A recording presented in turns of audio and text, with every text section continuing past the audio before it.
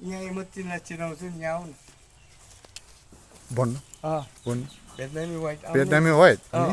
भियतनामी white Israeli yellow या हो Israeli yellow यो चाहिँ नयाँ आएको यो कार्बी आङ्लाङबाट आएको हो यसको नाम भन्छ cross breed variety cross breed यो हो हजुर अनि यसमा छ सी भेराइटी सी भेराइटी भनेपछि कस्तो अन्त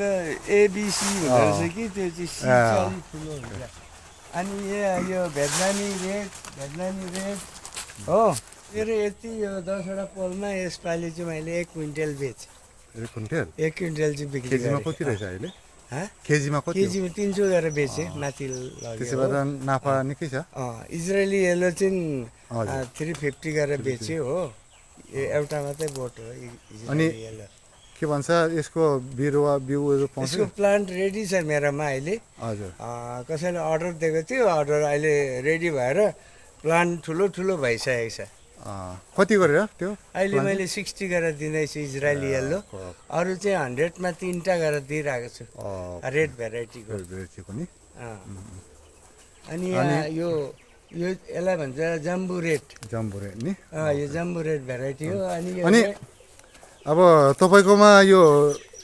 लानुको लागि कहाँबाट आउनुपर्छ खाता कुन चाहिँ बाटो दाँतघारी मेन भुटान गेटको छेउमा अब इन्डिया गेट र भुटान गेटको छेउमा गुरुकुल यता तपाईँको घरसम्म पुग्ने भए साई गुरुकुल स्कुल पुग्यो भने मेरोमा पुगिहाल्छ ओके लगभग मेन हाइवेदेखि 160 मिटर त्यति गुरुकुलबाट 20-25 मिटर नि